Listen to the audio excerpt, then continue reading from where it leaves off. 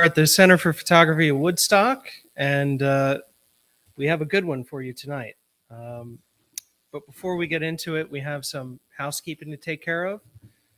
Our speaker tonight, Alice Proujansky, is going to be teaching a workshop this weekend called Activating an Archive, which we're very excited to see unfold. And we also have Judith German-Heinz, local photographer, who is also teaching Intro to Wet Plate. Also coming up on our calendar, we have scheduled a 10-week class with photographer Adriana Alt, where she will be focusing on the photo book as a personal practice. So this is a more long form than a workshop. So this will be over the course of 10 weeks with field trips and everything else. So sign up for that if you can. We also have some critique groups that are starting up in September. One led by Leslie Deschler-Canosi and one led by Charles Purvis. So if you're interested in that, check it out on our website. Tonight, we have Alice Proujansky. Alice is a photographer and quilter looking at family labor, birth, work, motherhood, and identity. Her photo book, Hard Times or Fighting Times, published last year by Gnomic Books, uses archival and documentary photography to examine the legacy of radical activism in her family. It was shortlisted for the Krajna-Krauss Photography Book Award this year, and it was selected for an exhibition at Baxter Street in New York. Alice's work has been published in Aperture, The Guardian, The New Republic, The New Yorker, New York Magazine, The New York Times, The Nation, Virginia Quarterly Review, and others. She's received support from the Economic Hardship Reporting Project, International Women's Media Fund, Magnum Foundation, the New York State Council on the Arts, the Pele Fund, the Pulitzer Center on Crisis Reporting, and Women Photograph. Alice has led workshops for Aperture, for the Boz Museum, Fotografiska, Magnum Foundation, and Working Assumptions. She is Aperture's teaching artist, and her book, Go Photo, an activity book for kids, was shortlisted by Aperture in 2016. A member of Women Photograph, Alice grew up in Greenfield, Massachusetts. She graduated from New York University's Tisch School of the Arts and lives in Brooklyn with her family. Also joining us tonight, we have Catherine Taylor. Catherine Taylor is the author of Image Text Music, a collection of essays on visual culture, You, Me, and the Violence, and Apart, a mixed genre memoir and political history that combines prose, poetry, cultural theory, and found texts from South African archives. Her first book, Giving Birth, A Journey into the World of Mothers and Midwives, won the Lamaze International Birth Advocate Award. Her essays, poetry, and reviews have appeared in the Seneca Review, the Colorado Review, Witness, The Believer, and elsewhere. And she is a founding editor of Essay Press, an independent press dedicated to publishing innovative essays in book form. Taylor was a co-founder and producer of the Human Rights Watch Film Festival, and she's received residencies at MacDowell, Yaddo, Djerassi, the Malay Colony, and others. Taylor received her PhD from Duke University, and Taylor is a founding co-director of the Image Text MFA program at Ithaca and the ITI Press. So please join me in welcoming Alice Proujansky.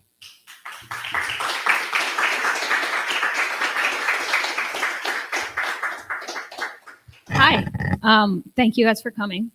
Thank you, CPW, so much for making me feel so welcome and inviting me to come up here. And thank you, Catherine, for coming with your amazing dog. I'm going to show you a few images from the book and talk about them. And then Catherine and I are going to talk together. And then I'd love to hear what you all are thinking and wondering. Okay, so, all right. I've been looking at my parents to try and understand them and where I came from, the ways they've directed my life, and how they've instructed me. Do you mind turning off the light? Thank you. I grew up in Greenfield, Massachusetts, which is in Western Mass, surrounded by war tax resistors, commune dwellers, and food co-op founders. I didn't think my parents were particularly unusual. My Irish mom grew up in Longmeadow, Massachusetts, my Jewish dad in Brooklyn, and he also used to go to a bungalow colony near here called Grinefelder, which is in Fallsburg, New York. But our family unit was its own political movement, nation state, culture, and system of belief. And it took many years before I could look back and understand. Thinking about close looking and surveillance, I began to use photography to think about my family, as many of us do.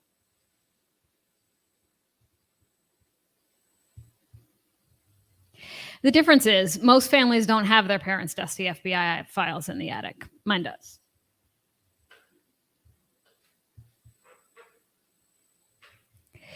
This is a picture of me holding a 1975 Senate Judiciary Committee report showing photographs of suspected members of the Weather Underground. My parents, Joan Dealey and Jed Proujansky, were members of Weatherman, the Prairie Fire Organizing Committee, the Native American Solidarity Committee, Students for a Democratic Society, the Venceremos Brigade, and other radical leftist organizations whose tactics ran from movement organizing to violent revolution.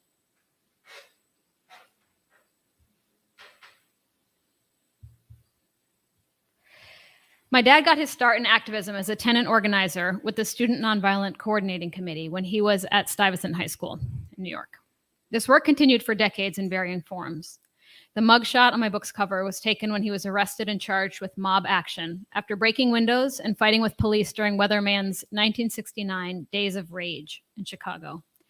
It was an anti-Vietnam War action intended in part to bring the war home. This is a conference newspaper that gave me the title for this project.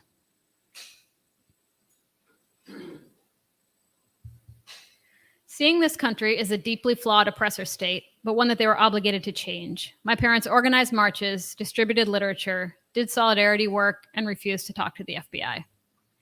This is a flyer urging readers to come to the trial of the men who killed Black Panther Fred Hampton, who was drugged and shot in his bed by law enforcement in a room where his pregnant girlfriend slept.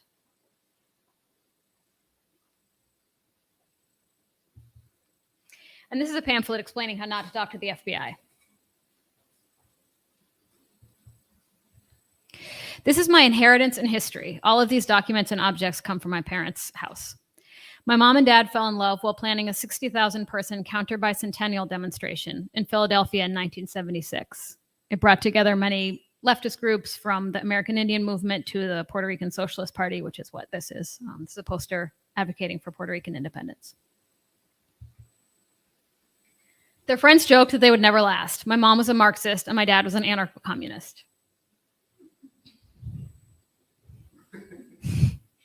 So be careful who you date. But they've been married for 40 years. I was born into and because of their radical love.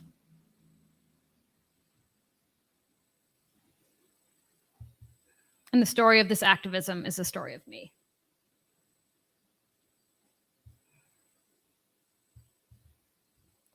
So how did they come to this place? It wasn't a family legacy. These are my relatives, New York Jewish lawyer Grandpa Al and my grandma Bibby, alternately scandalized and terrified by their son's choices.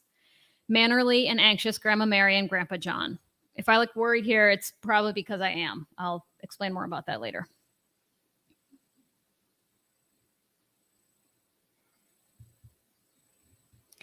I still don't know if this note from Grandpa Al is sweet and funny or totally emasculating. It's probably both.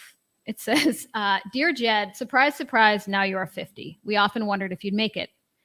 We picture you at 3, eating watermelon with your Zeta. We remember you at 6, wondering whether you lost your seeds. Fortunately, at least 3 survived. We marveled at your enterprise at 15 and going off to Europe alone with a friend and a bicycle.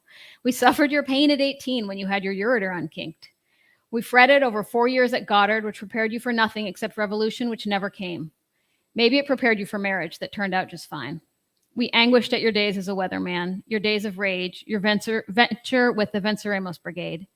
We watched as you matured, raised a family, and instilled in your children excellent values. And despite the pain and anguish, we've always been so proud of you and your accomplishments. Life is not over at 50. It has been a milestone along the way. We expect to see more from you before our days are done. Love, Dad. They were a little, I think, disappointed. This is the first action that my mom ever did, handing out anti-war cards in suburban Longmeadow, Massachusetts. She was frightened of the war, afraid her older brother would be taken away.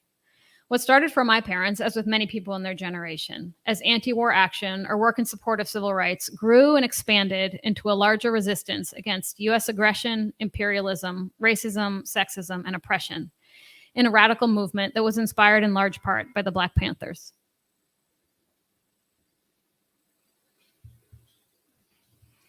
Students for a Democratic Society wrote this in their founding document, 1962's Port Huron Statement. We are people of this generation, bred in at least modest comfort, housed now in universities, looking uncomfortably to the world we inherit. When we were kids, the United States was the wealthiest and strongest country in the world. As we grew, however, our comfort was penetrated by events too troubling to dismiss.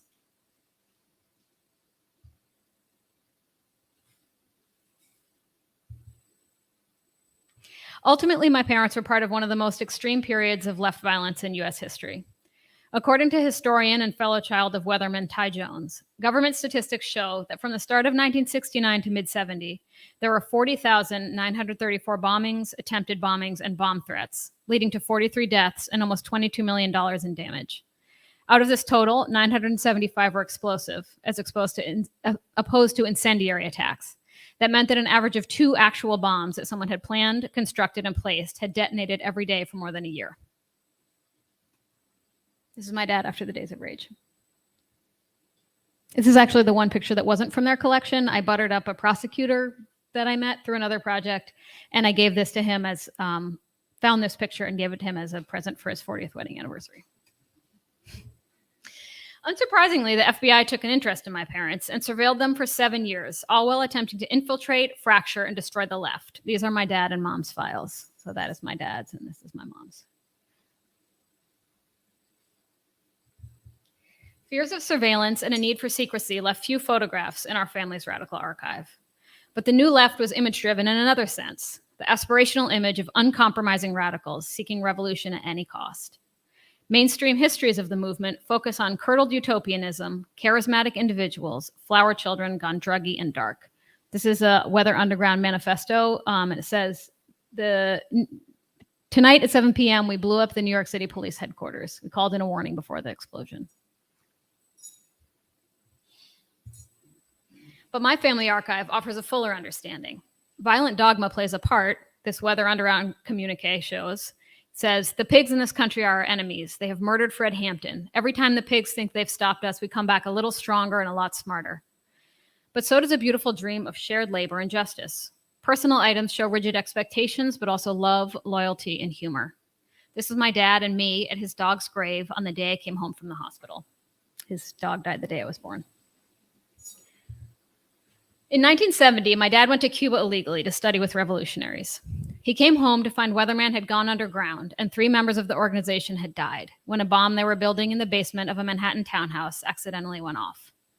After moving to northern Vermont and then Minneapolis to do a lot of heroin and reassess his life and activism, he and my mother separately joined the growing solidarity movement with a focus on Native American rights. There were also significant Puerto Rican, Filipino, and Palestinian solidarity movements at the time.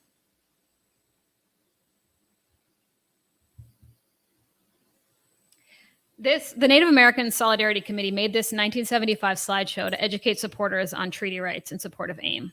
So let me see if this actually plays. Okay, let's do it.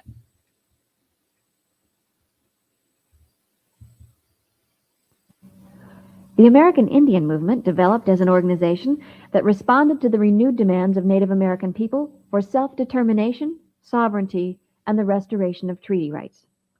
AIM led the occupation of the BIA building in Washington, D.C. They held an international treaty conference with Indians from 97 nations participating, and they established an International Treaty Council office in the United Nations Plaza. AIM runs 3 survival schools, stressing cultural identity, taught in their own Indian languages. AIM is most known for their assistance to the Oglala Sioux during the 71-day occupation of Wounded Knee, South Dakota in 1973. Like this one old man told me, he said, my reservation has been a total darkness. He said, I lived here 77 years. He said, this whole reservation is total darkness, throwing a blanket over it. And we're living in darkness. And somewhere, he said, this young man started aim, he said. And they came to our reservation, they turned a light on inside. And that light's getting bigger, he said, now we can see things. It's not going to end at Wounded Knee. Because the people are standing up, they're saying no, and they're saying I don't want this, and they're saying I don't like this. With that kind of attitude, this is just the beginning. It's not going to end tomorrow or next week. So that my parents would do organizing. Like you would invite them over to your house and they would bring the slideshow and they would read the script and they would play the tape. After I was born, my parents worked on U.S. out of Central America organizing, anti-nuke movements, and local issues. So what was it like to grow up in this kind of family? And what are we like now? It was not relaxing. It was motivating, inspiring, and at times anxious and intense. This is my baby book, letting me know that I could grow up to be anything I want except a fascist or a banker.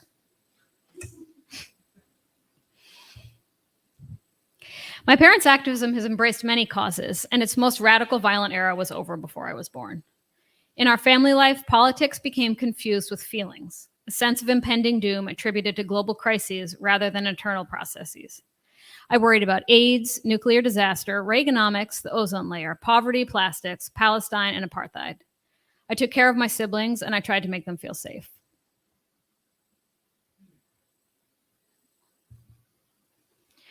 I couldn't ever understand our I'd rather be smashing imperialism bumper sticker. I did not become a fascist or a banker. I became a teaching artist and a documentary photographer. But I worried I wasn't doing enough. I still do. If you ask my mom, who you should not believe, all she did was raise children and work part-time once we were born. But while it is true that my parents sacrificed many of their radical ideals to raise us, my mother's activism found its fullest expression in our home. She chopped wood, vulvas were described as such, and women who changed their names at marriage were ridiculous. But her Irish Catholic upbringing was inescapable, despite her best efforts, so sex was not discussed, and feminism sometimes smeared into repression. I wasn't allowed a Barbie, but my brother was. Peaches and cream, peach chiffon skirt, sparkly iridescent top, big sexist breasts. My mother reclaimed birth from a medical system that stole it from my grandmothers, and she gave it back to me intact. I wish she had let herself flourish more. She is smart and tough and deserved better. But I also wonder why her more familial, indoor-facing activism is less respected than my dad's primarily external focus.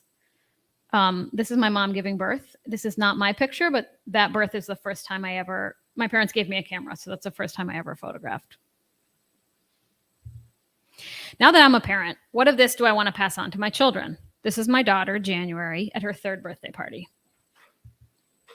I certainly identify with my parents' commitment to social justice and radical possibility. I think their politics are largely correct.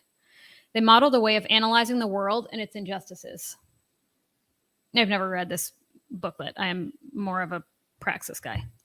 But we are expected to take on and understand a radical, correct, leftist perspective from very young. This heritage inspires me, but it can also be oppressive with enormous pressure to hew to the party line. This is me photographed by my mom. Each according to their need, each according to their ability. My mom wrote beautifully, cut into a ribbon shape and taped above our pantry door. Adapted to be non-sexist. Marx's words were even used to resolve family arguments. My parents believed that another world was possible, that together they could forge a more just future for humanity. Their utopian dreams of Marxist-Leninism, feminism, and justice are deeply compelling. But they're intensely rigid. This says 20 enemy forces within a revolutionary organization that must be combated.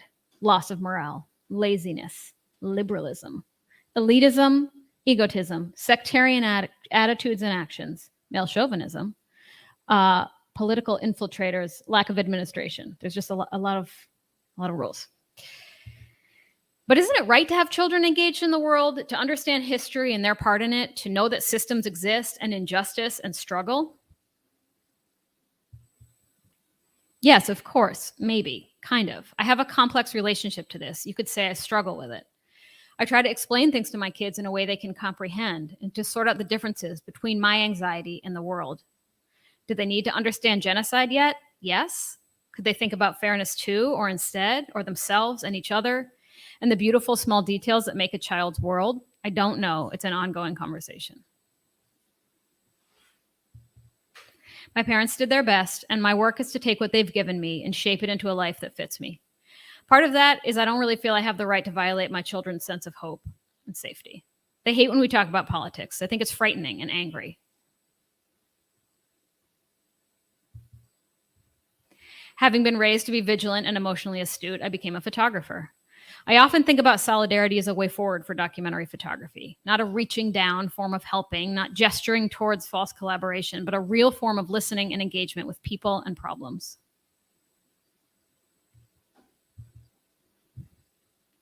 In this project, I want to put this watching to use, to comment on my upbringing, to retain and replicate what has been good and right in my family, and to dispose of what I do not need. Because, after all, my parents were parents too. Here, my mom cares for me as a baby in Greenfield, photographed by my dad. This kind of thinking was in the milk. There was tenderness in my upbringing too, and insight, curiosity, and support, because in contrast to the strictures of radical politics, this is a story of multiplicity.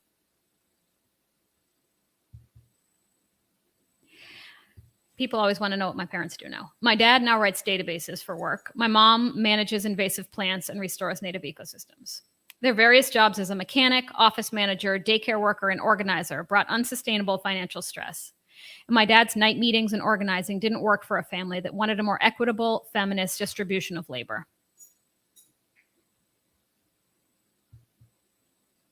I want to retain my parents' commitment to radical social change, but discard the anxiety, darkness, and perfectionism that comes with utopian goals and inherent bitter disappointment. There has to be a middle, shades of gray, a place where I can engage with politics and social change without paralyzing myself or seeing suffering in itself as good and right.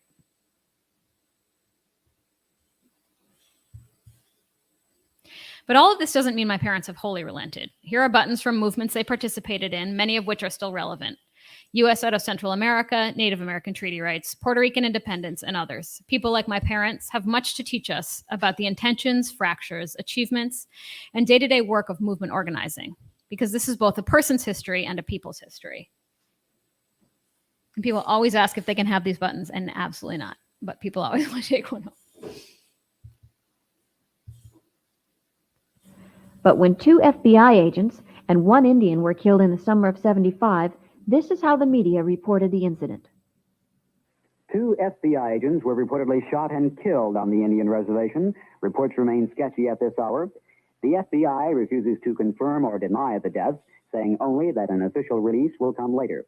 The FBI did say earlier that 2 agents were attempting to serve warrants on an undetermined number of people on the reservation when they were pinned down by gunfire. The shooting occurred in the tiny Indian hamlet of Ogallala, about 10 miles from Wounded Knee, South Dakota. Police and FBI agents have been rushed to the scene. Reports indicate roadblocks have been established on the main highway through the reservation. The house where the shooting took place is reportedly surrounded. There are conflicting reports as to whether the shooting has stopped or is continuing. Now, this message. To some people, having the finer things in life is a necessity. And one of the finer things is the Buick Electra, a full-size luxury car with the style and comfort you demand. And when you've got a car like Electra beneath you, you've got the rest of the world right where you want it. Living free.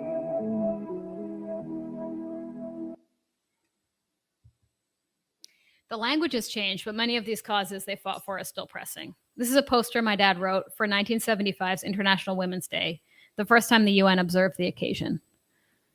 It mentions effective safe birth control and abortion and an end to population control programs administered by the U.S. government at home and abroad.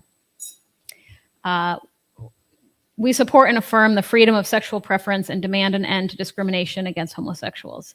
I think one reading of this is really depressing, that people have been fighting for this forever and it has never changed, but I don't see it that way at all. I think this is about solidarity and about a history and about knowing you're not alone in your outrage. Their goals of perfect justice were not attainable. Now my dad's version of smashing the pigs looks more like this at his 40th wedding anniversary potluck.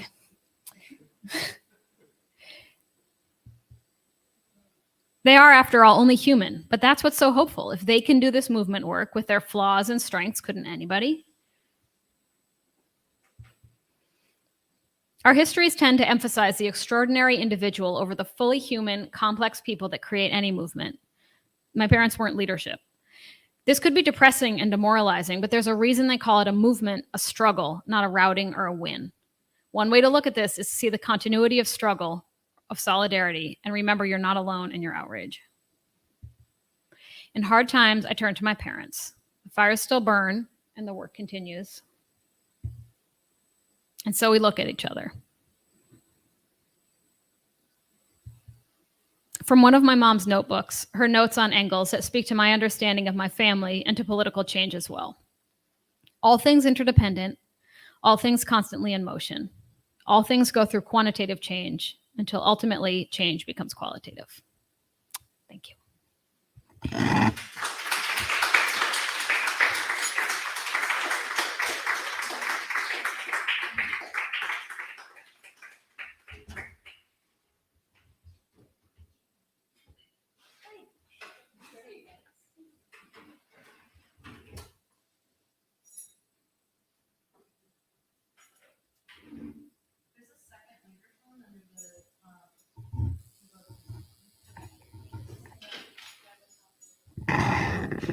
Does this work and you can hear me okay?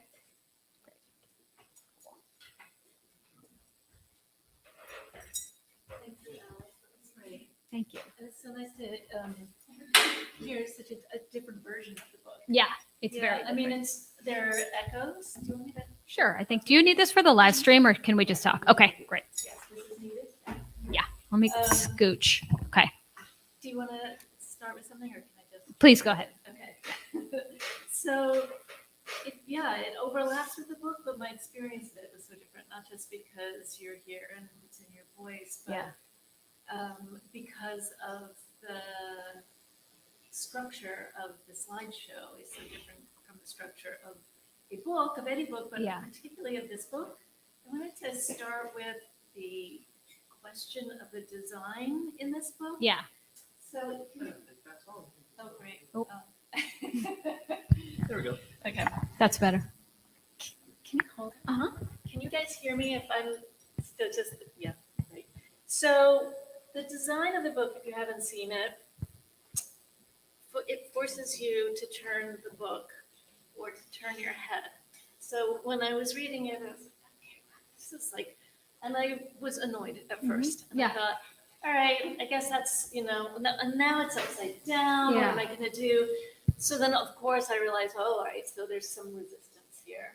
And I'm having to deal with the book resisting me, but I'm also having to do some work. And then I really thought about that for a while. I thought, all right, what is this kind of work that I have to do? It's just turning an object, and it's just making a different angle. But all of those things suddenly carried so much with them, right? They became metaphors right away. Anytime I tried to write down, well, what did I really have to do? It seemed like what I had to do was take a different approach. I had to slow down. I had to reconsider. I had to do all of the things that we do as, individuals in a culture, individuals struggling to understand our own politics or to understand our own families.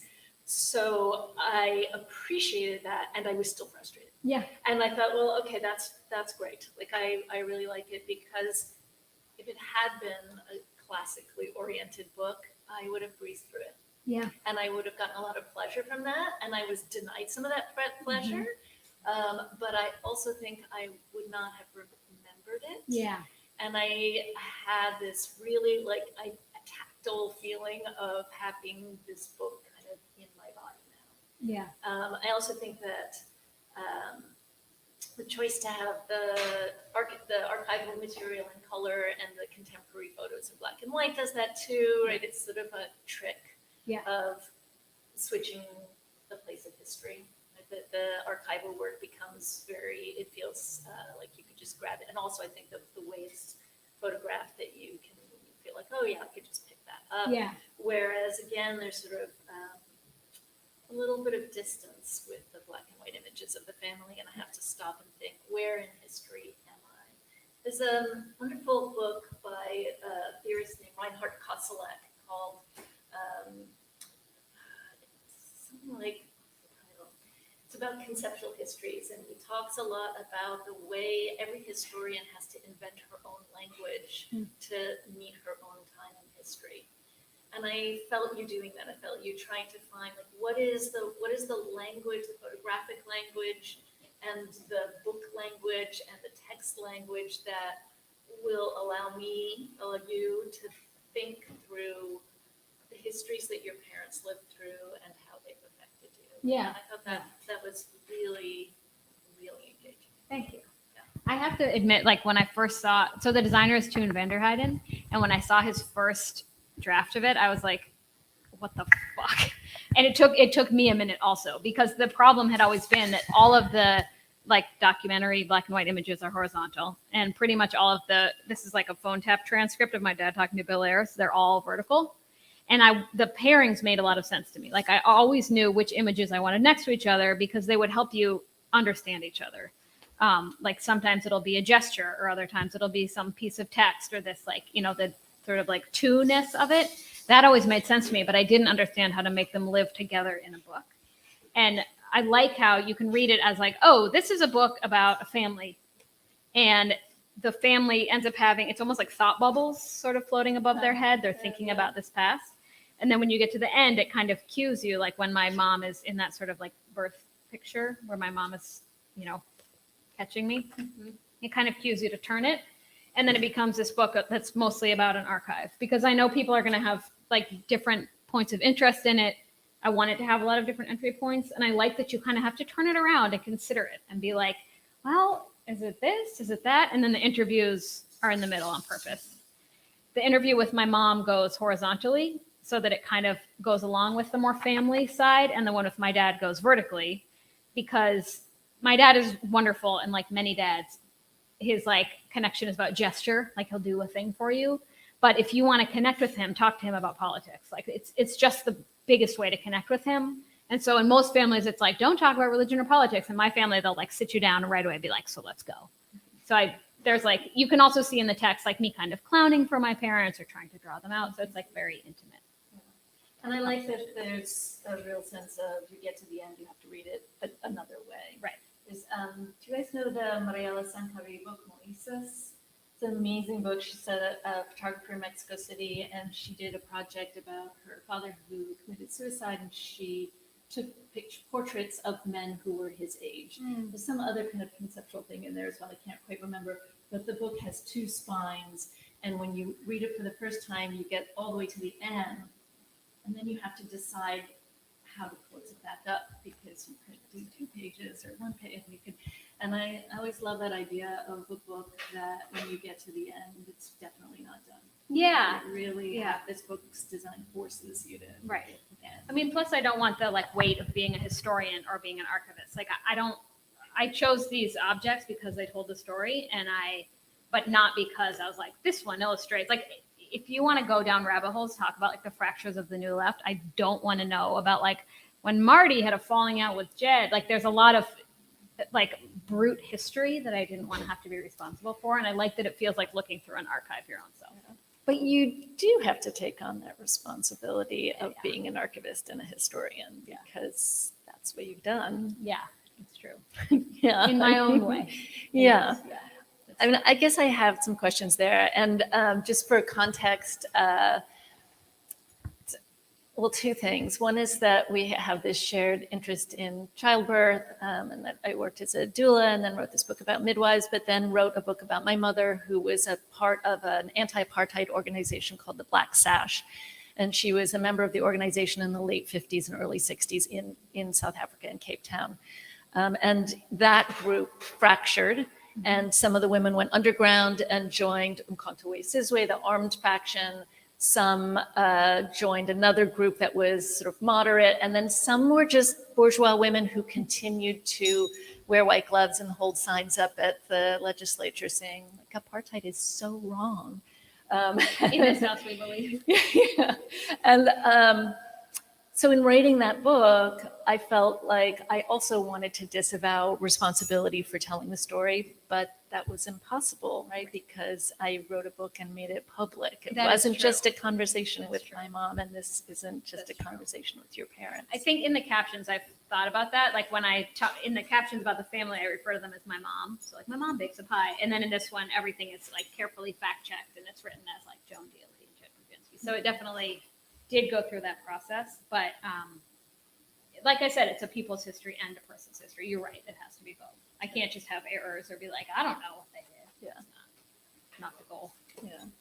I guess I also want to hear your thoughts now that the book is done on, the project of documentary photography and what it's doing and what you're doing, especially because you have at least 2 modes that you're working here, if not many more. And I'm going to let you answer that question in whatever way you I've want actually to. solved photojournalism. Okay, good. I haven't. For a long time, I worked as a documentary photographer, partly, as you know, like because of me wanting to live up to my parents, like their demand, but also my belief that I had to do something. And so be a teaching artist and do documentary photography, something meaningful. But I also studied with, Fred Richin and like Joe Rodriguez and people that from the very start were really teaching me to think about this in a complex way. And so I photographed birth for a long time because I wanted to do it. I wanted to show what it could be, like that it could be evidence-based, culturally focused, respectful care. And that I thought doing it in a documentary way, where I think there's a lot of metaphor and a lot of meaning in those images, but not everybody's going to approach it that way.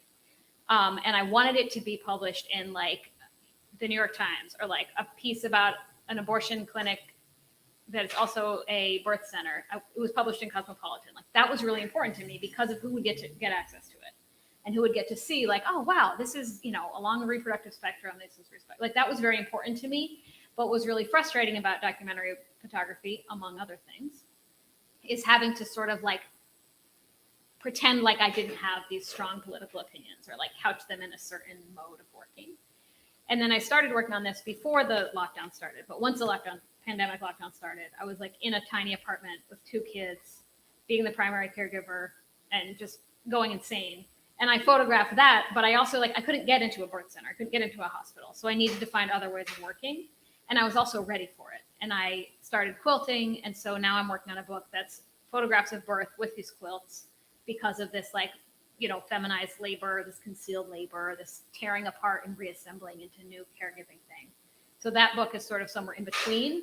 And now I'm working on a completely different project that's about quilting and children and like psychological containment and history. So it's sort of like ballooned out. So it's not that I've disavowed documentary photography, but I really do think the solidarity thing is really helpful component. And a historical piece of this that I find really interesting is like people do sort of know about the New Left. Like obviously everybody knows about Black Panthers, but some people know about like various like Chicano movements or AIM or Weatherman or whatever. But my parents were saying that once Weatherman went underground, the work sort of shifted, and once the war ended, into this concept of solidarity work. And so my parents were asked to like choose a solidarity organization to be part of. And because they were living in Minneapolis, they were like, well, there's a lot of indigenous activists around here. And so I like that there's this solidarity movement, but I think that's not a word that I hear used as much as I want to. And I think it's such a good solution where it's like documentary photography, what if we approached it from a place of solidarity? Do you feel like the book, or it is one of your hopes for the book, that people will pick it up and think about that and look for ways to engage that in their own world? Well, I think of it as having different activations. Like this is one activation of the project. This is another activation. A gallery show is going to be another one. But when I was working on this, I basically didn't show it to other photographers. Like I talked to Daniela Zaltzman about it because she knows my family. She knows me. And I talked to Ryan Dundon because he's known me since I'm 20 years old. But mostly I was just showing it in high schools because I work as a teaching artist. So I would show it to high school students. I'd say, I'm not going to tell you what this is about. I'm not going to trick you either. But what do you see? What do you see that makes you say that? Like it's called visual thinking strategies, or it's pedagogy of the oppressed. And as students would sort of sometimes, and often depending on the students, like sort of proximity to power or their like, upbringing, would either think that my dad was like a criminal who had murdered all the people in the picture of that looks kind of like they were like, is it a yearbook? No, it's not a yearbook. So some of them would go on that thing, or they would think he worked for the FBI. But then we would get to the poster about Fred Hampton, and students would be like, I know who that is. And the story would start to open up. And they would be really excited to hear about this, like these radicals, like, you know, these like old white people were like building bombs and stuff. And they got really passionate. And so where people of my generation and older often will be so desperate and like, we failed, nothing worked. I really reject that narrative of failure, because I think that really serves to reinforce existing power. And it's just like when you talk about your mom's work, like I want to hear more about that. It's very powerful and exciting to hear. And so then the students would be like, well, I'm going to this protest and I'm mad about that. So that was my primary audience, I feel like, for a really long time. And they really identified with that stuff. And it's exciting. Interesting.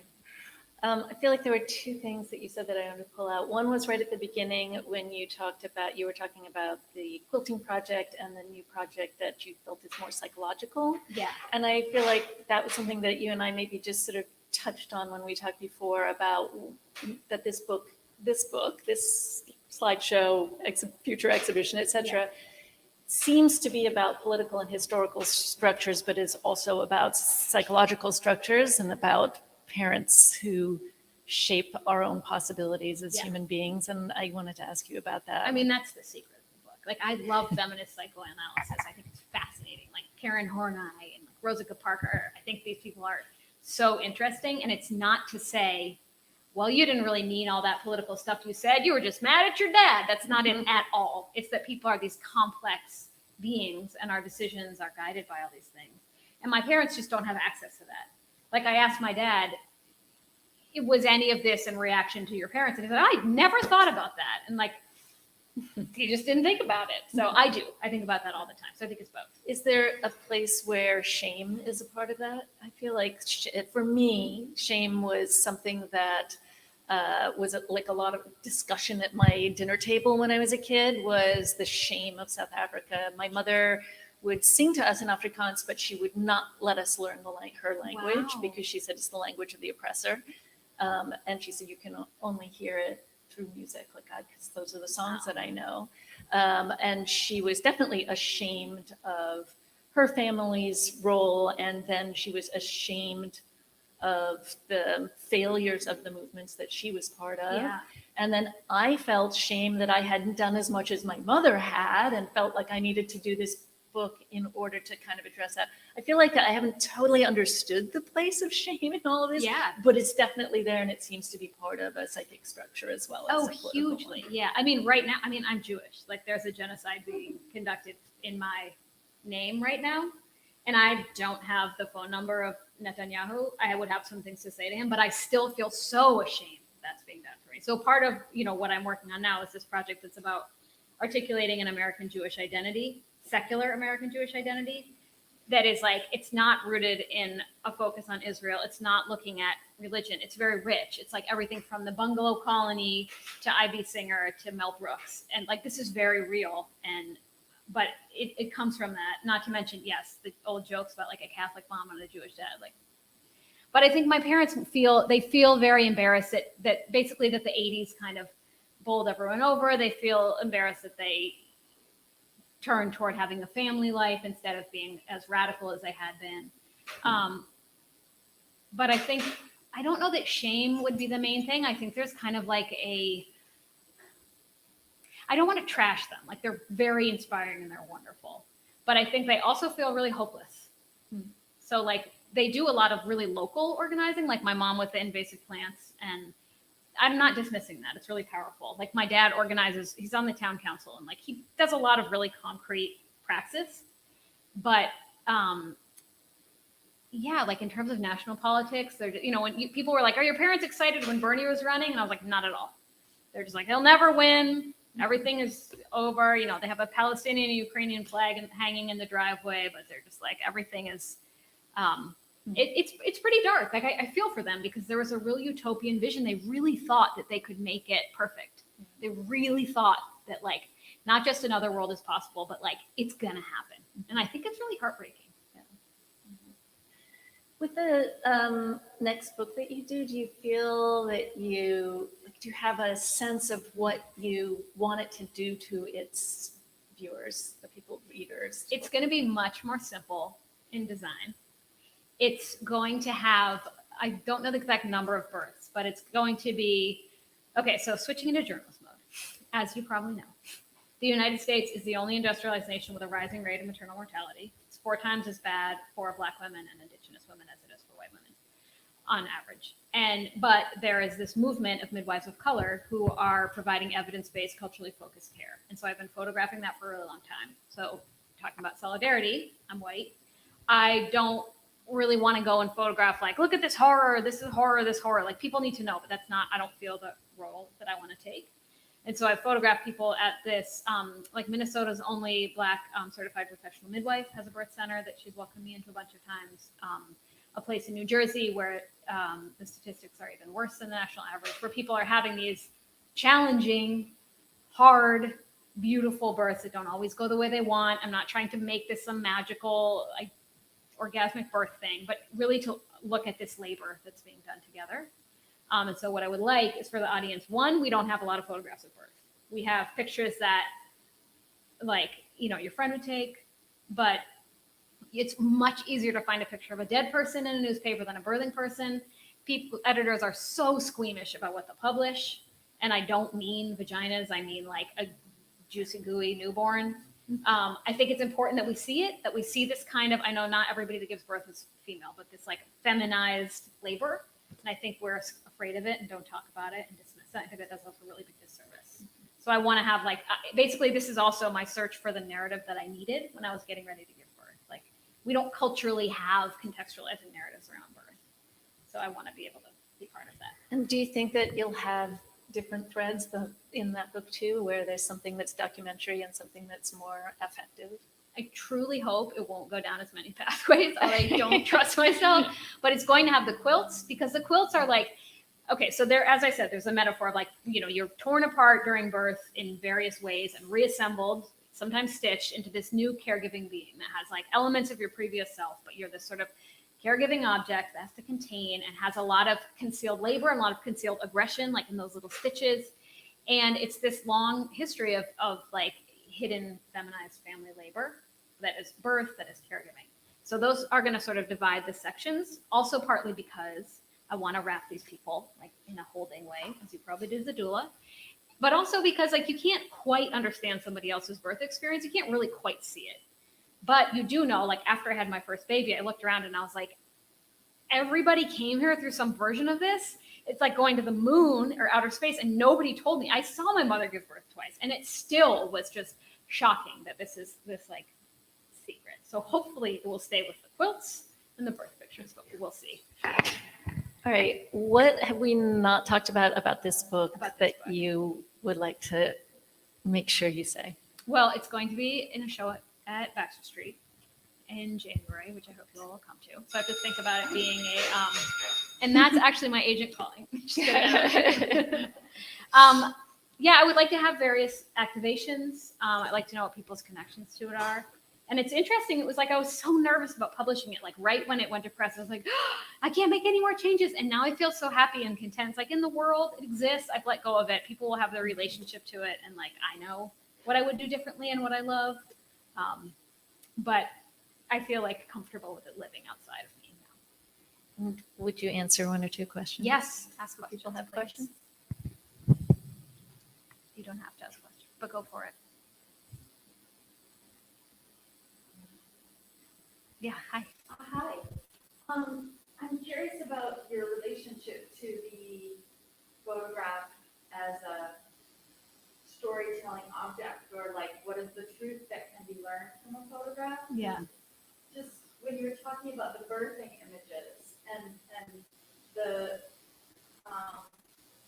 the lack of reliable narratives or pervasive narratives around childbirth and what it really is, and the kind of like enormity of that feat, right? Like, can the photograph like contain any of that, or how much? I mean, we can, when I'm talking to students, it's like remembering that documentary photographs, like they're tricky. They're not windows, they're authored. Like we remember that. And so in these images, there is a lot of metaphorical content in all of the pictures.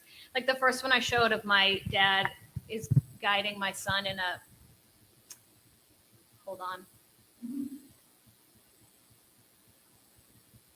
Going back in time to 1979. there's a lot of like movements, like this one, like he's holding my son's hand like this.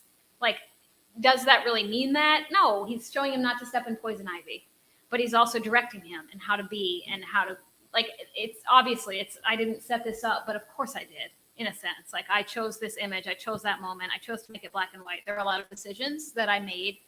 And then the way that I contextualized it, like this picture I often show, you know, like my mom is telling my daughter to go water the plants over there, but obviously I was thinking about my mom being directive and there being one way to live. And so it's paired with, you know, the cover of a book about Wounded Knee in here. So I think that like I'm comfortable like opening myself to all that a documentary photograph can have, all that metaphorical weight. And what was helpful to me in like when I was working on this, it was less looking at, when I look at other people's photographs, I think about them and I have this sort of critical viewpoint on them. But when I read fiction, I'm much more open. So I read a lot of like Elena Ferrante books. I read Knausgaard books. Like that's about the documentary project. That's about observation. There's this whole scene of him cleaning like his father's bathroom. And it's this there's all this minutia and it's this beautiful symbolic image. I read Rachel Cusk. I think reading fiction that feels real has helped me understand documentary photography more than anything else because it's powerful and it's not tricky. You just have to remember that it was offered. Yeah. Do you allow for those fictions in your photographs also? Not fictions, no. Like there's nothing that it's much more interesting to me to like grab you and be like, hey, look, come here. Like, look what I saw, rather than me directing people and constructing something. So like thinking about in the birth pictures, like the moment that I would choose to include in the edit and why, but not a fiction. Yeah, no, I'm thinking more about narrative sequence, allowing for that fiction. I mean, if I were being literal, I mean, I don't think it's fiction. I think it's about like context and the way the images are going to speak to each other. But it could move in the way that the fiction that you mentioned moves, right? It could. I mean, it does. Like it has a flow, it has a narrative sequence to it. And it is like, if I were being closer to the truth, these are actually pictures about like plant life in Western Massachusetts, right? If my dad told you what this picture was about, it was him telling Will not to get poison ivy. My mom would say she was worried. She's always worried. January would say she was getting a hug from her grandma. And, you know, Will would say his mom was taking a picture of him again. I don't know. Like it's. But we as viewers might see something totally different, right? Like especially say if there was a third. Right. Like there's the division between the men and the women. And Yeah. there's this figure who's up there. Like Right. there's all of these separations. Yeah. And if a third one was, again, kind of emphasizing that separation Right. and that distance, then Yeah. that becomes the narrative. That's what I want people to do that. Like I want people to come in and interpret and play. I think I'm being resistant to the word fiction because of my background as a documentary photographer and me being like I didn't make this up. But I think That's still journalism. I mean, as a documentary photographer, you're still abiding by the notion that it's all fiction, really, especially when it comes to your hand and sequence and editing. I wouldn't say fiction. I would say contextualized or interpreted. I mean, you know, the second you make something black and white, it takes it another step away from real. But I think I would say like metaphorical content in the same way that like a dance might have or anything that we're seeing that's been like created in some way. I think. Have you begun to think about how you'll recontextualize that again in the exhibitions? I have, yeah. It's very exciting. It's very different. But I think it will similarly have like the relationships between the images, be able to go through it two different directions. But I think instead of photographs of these objects, I think I'll probably have the object framed. And then maybe some of the FBI file sort of like, it's a beautiful object too. It's like thick and looks cool and might be on a plant. We'll see. Do you have sound or? There might be. I might have some of the slideshow over to the side. I don't want people to have to feel like they have to sit through the slideshow and listen because it's pretty didactic. But I think it's the reason I included it in here is that it gives like texture and context and helps you feel what that time felt like and why it felt so urgent and why, like, as you're saying about your mom, like if tonight we were like, you guys, let's go bomb the Pentagon. Like that's pretty, well, maybe that was a bad example. Let's go bomb the New York Police Headquarters, whatever. That's sort of a fringe thing to do. Like the person who shot Trump, right? He's dismissed as like a Looney Tune. But if you're part of a movement, and if you're, looking at this slideshow, there was this real feeling of like a lot of people, a lot of youth are together doing this. So I want it to have that presence in the exhibition. Also, but though, I was thinking now about like this question, the question of, I'm not going to call it fiction, I'll say like emotion. Yeah. Like there's like when sound came up, I actually immediately thought of the sound of this space, not of the sound of history. Yeah. The sound of the water running. Right. It's a different.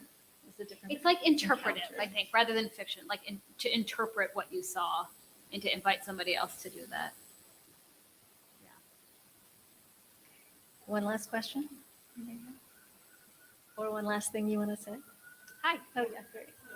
I'm thinking about what you just said about possibly creating the objects themselves. Yeah. As opposed to trying to do this.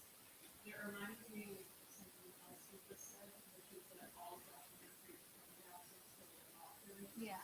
And I'm wondering what you think the difference in feeling in showing the actual objects Yeah.